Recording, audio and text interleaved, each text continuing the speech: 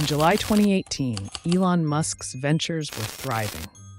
Tesla's Model 3 production reached an impressive 3,000 units per week, and SpaceX successfully completed 56 space missions. The company's payload delivery rate surpassed that of both the US and China. However, things took an unexpected turn.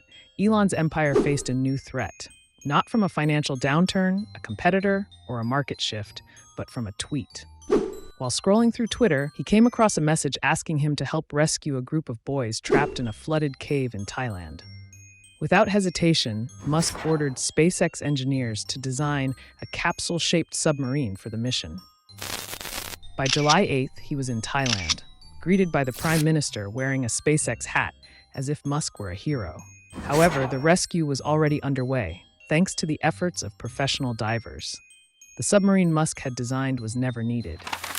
Despite this, British diver Vernon Unsworth, one of the rescuers, criticized Musk, calling his submarine a publicity stunt and claiming it couldn't have fit into the cave. Musk retaliated fiercely on Twitter, accusing Unsworth of being a pedophile, among other insults. This led to a chaotic exchange of tweets, damaging Musk's public image. The fallout was swift. Tesla's stock dropped by 3.5%, and Musk's reputation took a hit. Investors were baffled by his behavior, especially given his position as CEO. The situation escalated further when Musk tweeted that he was considering taking Tesla private at a share price of $420, an odd reference to a personal joke. This led to an investigation by the U.S. Securities and Exchange Commission, SEC, which temporarily halted Tesla's stock trading and fined Musk $40 million. Musk was also barred from tweeting about his companies without prior approval. The media began questioning Musk's mental health, with figures like CNBC's Jim Cramer describing him as extremely bipolar. Musk's emotional outbursts on social media made many wonder how someone so intelligent could be so reckless. Antonio Gracias, a billionaire friend of Musk's, suggested that Musk's behavior stemmed from his PTSD, which he believed was a result of Musk's troubled childhood. This, according to Gracias, explained why Musk sometimes acted emotionally rather than rationally. Musk's early years were marked by isolation and curiosity. Born on June 28, 1971, in Pretoria, South Africa, Musk showed signs of being different from an early age. His social challenges, including a literal interpretation of words, led his classmates to label him mentally disabled. While his siblings easily made friends, Musk immersed himself in reading, particularly about rockets and future technologies. Because of his career, Musk developed a service called Zip2, a business directory where users could search for companies and get directions to them, something similar to Google Maps before Google Maps even existed. Back in the late 90s, this was a groundbreaking idea, and it caught the attention of investors who put in $3 million. Zip2 eventually found success by being sold to over 140 newspapers, including the New York Times. However, even though everything seemed to be going well, Musk proved to be a challenging figure to work with. His engineering team and employees often described him as a nightmare. The once calm and visionary entrepreneur became known for his harsh and demanding nature. He would humiliate his team, sometimes even in front of one another, correcting their mistakes in an aggressive manner. His tensions with family members, particularly his brother Kimball, also escalated to physical altercations, which included violent arguments where one of them needed medical attention. Musk's tough, relentless approach didn't stop at Zip2. Even as he rose to become the CEO of multiple world-changing companies like Tesla and SpaceX, his no-breaks attitude carried over. If an employee requested time off for a vacation, Musk would likely scoff at the idea. His obsession with work and the relentless pace he set for himself and his employees left him isolated. He didn't maintain close friendships, except for a few, like Gwynne Shotwell, who had been by his side for over 20 years. Despite being the richest man in the world, Musk's leadership style raised questions about whether his micromanaging would lead to success.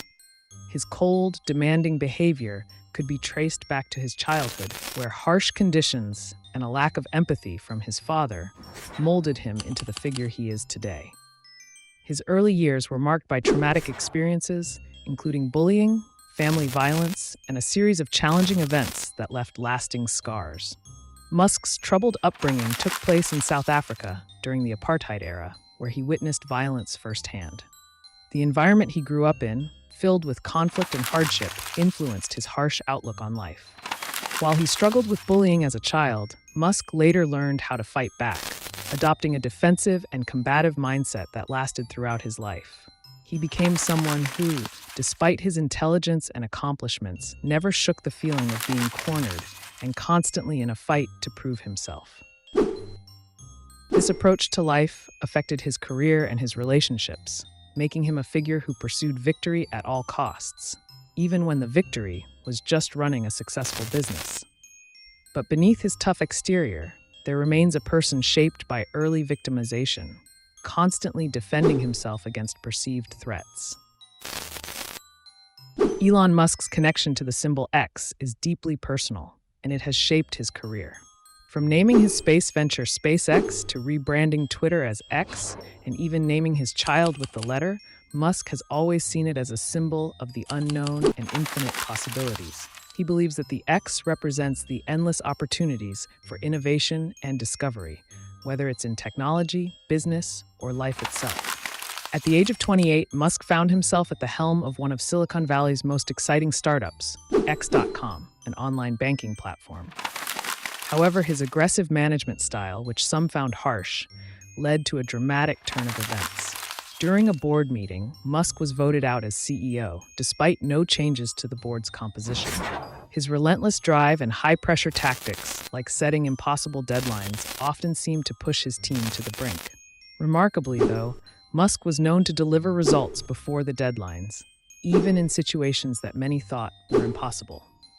In the case of X.com, Musk made audacious decisions that led to success.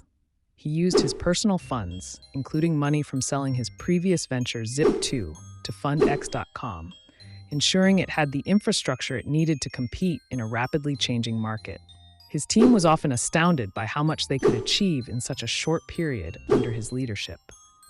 As X.com struggled to compete with the emerging rival PayPal in 2000, Musk found himself embroiled in a fierce rivalry. In the end, X.com was rebranded to PayPal, as the latter had become more commercially recognizable. Musk's intense approach didn't stop there. He famously drove his rival, Peter Thiel, at high speeds in a McLaren to assert his dominance, even causing a near-fatal crash to make his point. Despite facing multiple setbacks, including being ousted from PayPal twice, Musk's financial fortunes changed dramatically when PayPal was acquired by eBay for $1.5 billion in 2002. Musk's share of the deal was a substantial $250 million, which set him up to continue his ambitious pursuits. With his newfound wealth, Musk transitioned into a new chapter of his life, moving from Silicon Valley tech to space exploration. He founded SpaceX, aiming to challenge NASA's monopoly on space travel and exploration.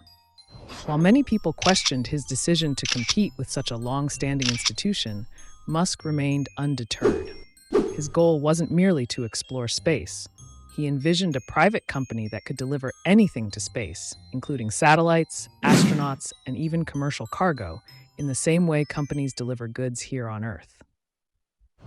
Musk's determination to create his own rockets, when he couldn't purchase them from Russia, further demonstrated his unwillingness to back down from any challenge. He built SpaceX not just as a space exploration company but as a commercial enterprise, offering satellite launches and other services.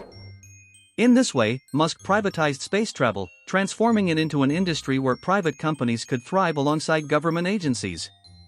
Through all of this, Elon Musk's personality has come to represent a mixture of bold ambition, ruthless determination, and a commitment to building a future beyond what many believe is possible. Elon Musk began to interfere in the design of the Tesla Roadster, the company's first major project. Musk found that its door design didn't accommodate short people well, and even he, standing at 188 centimeters, had to crawl awkwardly to get in. Musk also criticized the car's headlights, saying they made it look like a bug. He believed that headlights were the eyes of a car and needed to look appealing. Although modifying the headlights seemed like a minor change, it cost the company $500,000. Additionally, he replaced the car's regular handles with touch-sensitive ones, making the car feel almost magical. Musk's focus wasn't just on design but also on durability, something he had studied extensively while developing rockets at SpaceX.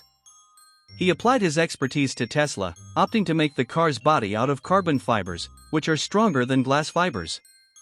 These enhancements and constant redesigns drained the company's savings by 2006. However, when the Roadster was finally revealed, it was a hit. The Washington Post remarked that it didn't look like a traditional family car but more like a Ferrari. Musk transformed the dream of nerdy lab workers into a trend-setting, attractive product that could make even Ferrari owners consider switching to a Tesla. Feeling underappreciated as just a financier, Musk sought recognition for his efforts.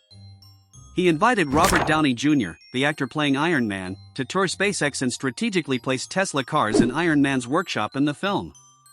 When Musk made a cameo appearance in Iron Man 2, he forever linked himself with the Tesla brand, much like Michael Jordan did with Nike. The move was genius. It attracted celebrity attention, and figures like Arnold Schwarzenegger stepped forward to reserve the car.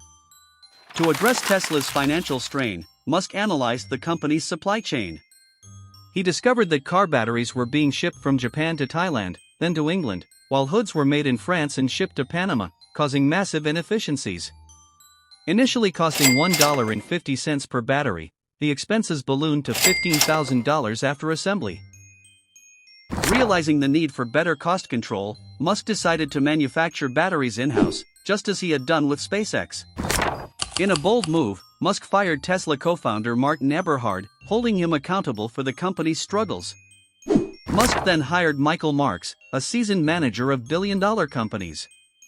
Marks criticized Musk, claiming that while he solved problems, he also caused many of them by setting unrealistic deadlines.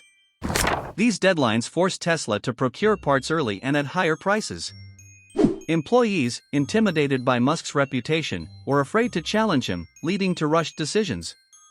After a clash with Musk, Marks resigned, describing Musk as a genius like Steve Jobs but an unbearable personality to work with. Marks summed it up: Musk could save the world, but he wasn't someone Marks wanted to work with. The story of Musk raises an interesting question: is he good or bad? Flawed or flawless? The answer is complicated. Musk seems to be a man stuck between immense accomplishments and overwhelming challenges. In the next episode, the story will delve into more of Musk's ventures, such as Twitter and OpenAI, exploring the risks and rewards of his ambitious pursuits. For now, stay tuned for part 2. As a final thought, what do Elon Musk and Thomas Edison have in common? Both made money off of a Tesla.